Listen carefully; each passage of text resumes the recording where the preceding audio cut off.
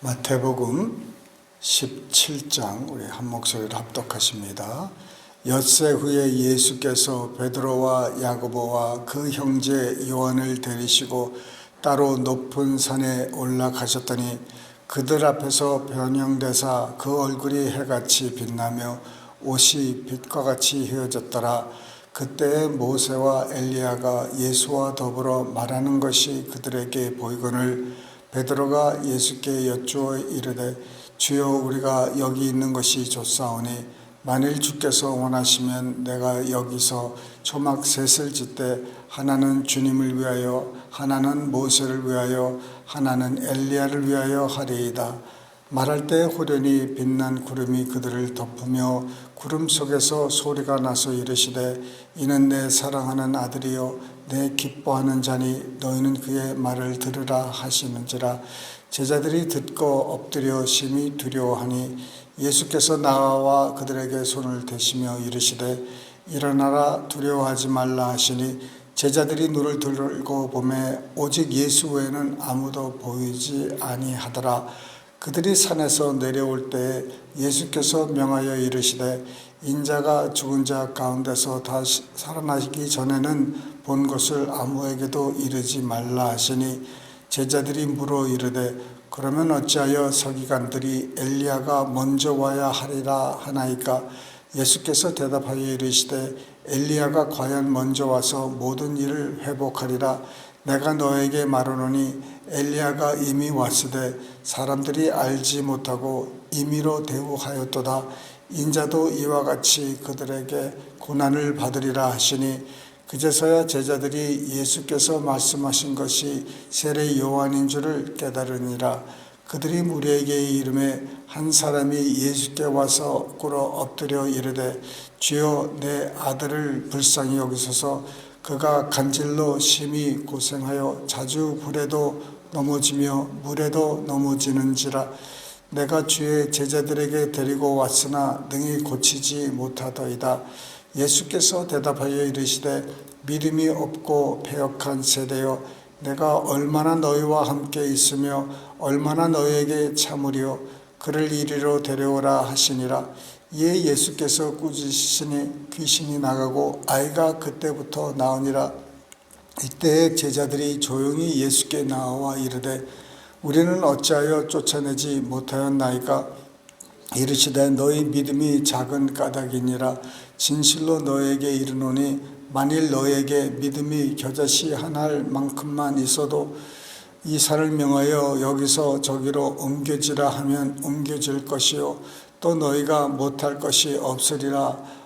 갈릴리에 모일 때에 예수께서 제자들에게 이르시되 인자가 장차 사람들의 손에 넘겨져 죽임을 당하고 제3일에 살아나리라 하시니 제자들이 매우 근심하더라. 가버나움에 이르니 반세겔 받는 자들이 베드로에게 나와 이르되 너의 선생은 반세겔을 내지 아니하느냐? 이르되 내신다 하고 집에 들어가니 예수께서 먼저 이르시되 시몬아 내 생각은 어떠하냐? 세상 임금들이 누구에게 관세와 국세를 받느냐? 자기 아들에게냐 타인에게냐? 베드로가 이르되 타인에게이니이다. 예수께서 이르시되 그렇다면 아들들은 세를 면하리라. 그러나 우리가 그들이 실족하지 않게 하기 위하여 내가 바다에 가서 낚시를 던져 먼저 오르는 고기를 가져 입을 열면 돈 한 세겔을 얻을 것이니 가져다가 나와 너를 위하여 주라 하시니라. 아멘. 예수님께서 수제자 셋을 데리시고 이제 변화산 올라가셨습니다. 그들 앞에서 이 변형이 되셨다고 그래요. 그 예수님의 얼굴, 그 옷, 몸이 다 변했는데 얼굴이 해같이 빛나고 옷이 빛과 같이 휘어졌대요. 그 예수님은요, 그 인간이시지만 그 아내는 하나님의 아들이셨습니다. 그래서 사실상 그 영안으로 예수님을 바라보면은 원래 예수님의 모습이 그렇습니다. 해같이 빛나고 그 입은 옷이 그 몸에서 그 빛이 나니 그 옷이 빛이 나는 거예요. 그게 원래 예수님의 그 참 모습이 그렇습니다. 성막에서도 그 법궤를 보면은 아카시아 나무 거기다가 금을 이렇게 덮었습니다. 근데 참 그 모습을 볼 수가 없었어요. 대제사장이 1년에 한 번씩 들어가서 볼 수밖에 없었던 겁니다.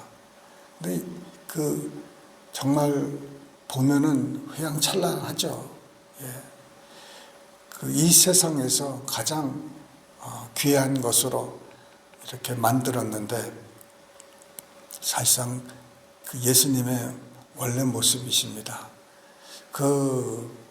인간이 되시기 전에 하나님 옆에 계셨을 때는 정말 얼마나 더한지 그거는 우리가 이제 하늘나라 가면 알겠지만 그 예수님이 이 땅에서 그렇게 얼굴이 해같이 빛나고 옷이 그렇게 빛났다고 휘어졌다고 합니다. 우리도 예수님 안에 있기 때문에 또 예수님이 우리 안에 계시기 때문에 사실상 우리의 얼굴도 뭐 이같이 빛날 수 있을런지는 모르겠지만 빛나야 돼요. 우리 얼굴에 참 사람들은 이 근심 걱정 때문에 얼굴이 어둡고 이렇게 정말 그 어둠이 있는 것을 그림자가 있는 것을 볼 수가 있습니다. 이 예수님은 참 그 안에 아무런 염려 근심이 없으시고 기쁨, 믿음, 사랑 이런 것들이 충만해서 참 언제든지 이렇게 얼굴이 빛나셨을 텐데 이 육적인 눈으로는 볼 수 없는 모습입니다. 우리도 예수님 안에서 또 예수님과 더불어 하나 되었으니 우리의 얼굴이 좀 밝아야 됩니다. 이 거울을 좀 자주 우리가 보시면서 내 얼굴은 좀 밝은가? 내 안에 얼굴을 밝지 못하게 하는 근심, 걱정이 어떻게 숨어 있는지, 내 얼굴에 그림자가 있지는 않은지 이런 것들을 항상 살피면서 주님, 예수 안에서 내가 무슨 근심, 걱정이 있으랴? 내 예수님께, 내 친구 되신 분께 이렇게 모든 것을 아뢰면은 그분이 다 해결해 주신다고 말씀하시지 않습니까? 그래서 어떻게든지 이 얼굴 관리를 그냥 화장품이나 무슨 로션 이런 것으로만 하지 마시고 진짜 속에서 스며나가는 그런 빛이 얼굴에 우리에게 있기를 바랍니다. 그렇게 노력하시고 그런데 이제 베드로가 정신없이 그냥 말을 합니다. 초막 셋을 짓겠다고. 여기가 좋사오니 얼마나 좋겠습니까? 정말 이런 광경을 보면서 그 자리를 떠나고 싶지 않겠죠. 그냥 여기서 내려가지 말고 있으십시다. 그럴 때 이제 호련히 빛난 구름이 그들을 덮었다고 합니다, 여러분. 이게 우리가 지금 추구하는 거예요. 하나님의 임재예요. 하나님의 임재는 이렇게 느낄 수 있는 거예요. 그런데 여기서는 그들이 그 빛난 구름이 덮인 것을 볼 수가 있었어요. 그 하나님의 임재가 느껴질 뿐만 아니라 이게 보여지는 거예요. 나타나는 것입니다. 그래서 이 대단한 그 경험을 이 사람들이 했어요.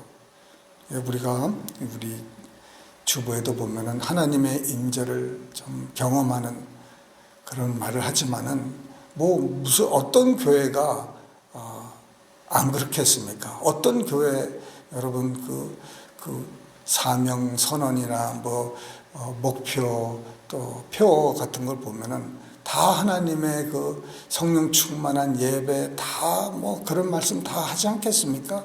그러나 그 말만 되면 어떻게 그게 뭡니까? 말만 돼서는 안 되는 거예요. 그것을 경험하기 위해서 우리가 하나님께 엎드려야 된다는 것이죠. 그래서 하나님의 임재, 이거는 우리가 기본으로 우리가 느끼고 알고, 내가 여행을, 여러분 우리가 여행을 다니지 않습니까? 그 여행을 다닐 때 가족끼리 다닐 때도 있고 또 혼자 다닐 때도 있어요. 저도 혼자 배낭 메고 여행 다니고 그래 봤는데, 중요한 건 뭐냐면은 내가 혼자 다니지 않는다는 거예요. 내가 혼자 다니는 게 아니에요. 주님이 나와 함께 동행하시는 거예요. 임재, 하나님의 임재가 내가 있다는 거예요. 지금까지는, 이때까지는 내가 혼자 살았다고 생각하지만 오늘 이 순간부터는 여러분 혼자 사는 게 아니에요. 어디를 가더라도 혼자 가는 게 아닙니다. 어떻게 혼자 갑니까? 어떻게 내가 혼자 산다고 생각하십니까? 하나님이 우리를 떠나지 않으시고 우리를 버리지 않으신다는데 절대로 우리는 혼자 사는 게 아니에요. 혼자 집에 있어도 혼자 있는 게 아니에요. 꼭 기억하시기 바랍니다. 그 구름이 덮이는 그런 하나님의 임재가 느껴질 뿐만 아니라 나타나는 은혜가 우리 모두에게 임하기를, 이거 하늘나라 가면은 당연한 것이죠. 근데 지금 이 땅에서 이거를 누리라는 것이에요. 그 예수님께서는 이것을 비밀리 하라는 거예요. 사람들에게 알려봤자 믿지도 않을 것이고, 그래서 비밀로 아무에게도 말하지 말라는 거예요. 내가 다시 죽기 전에, 살기 전까지는. 그러니 하나님께서 그 비밀을 다 말씀 안 하시는 것이에요. 그래서 지난 주일날 제가 설교를 했지 않습니까? 이 비밀을 알려주실 때가 있는데 그 비밀을 여러분 우리가 알아야 된다는 것이죠. 이 비밀을 모르고 그냥 그 남은 제자들은 그 비밀을 모르고 그냥 살아가는 거예요. 근데 이 제자들은요, 이 3명은 그 비밀을 알고 살고 있는 거예요. 그 얼마나 더 그 신앙의 믿음의 차이가 있겠습니까? 하나님이 우리에게 주신 그 말씀, 그 경험이 정말 이거는 누구에게 말할 수 없는 그런 경험, 그 경험이 나를 얼마나 더 주님께 가까이 만들어 줄 수 있겠습니까? 이런 것들이 우리에게 정말 이 땅에 다 엄청나게 깔려 있습니다. 이 비밀들이. 이것을 우리가 알아야 된다는 것이죠.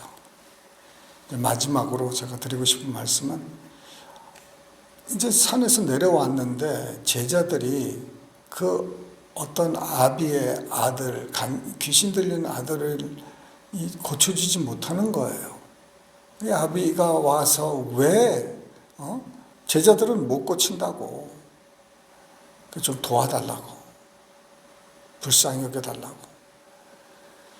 그 예수님이 고쳐주셨는데 제자들이 와서, 아니 대체 우리는 왜 못 고쳤냐 이거죠. 왜냐하면 마태복음 10장에는 예수님께서 제자들을 각 고을에 보내실 때는 귀신 쫓는 능력을 주셨거든요. 그 죽은 자도 살리고 복음을 전해서 병 고치는 자를 고칠 수 있는 것을 하셨기 때문에 그들이 돌아와서 굉장히 기뻐해서 보고하고 다 그랬거든요. 귀신도 우리 앞에서 무릎을 꿇는다 이거죠. 그럼 당연히 지금도 했어야 되는데 왜 못했냐 이거죠. 그게 바로 21절, 여기에는 웬만한 성경은 없음이라고 되어 있습니다. 왜 없습니까? 이 21절이 없는 이유가 그 옛날 사본에 많이 이거 우리는 번역본을 쓰고 있는 거예요.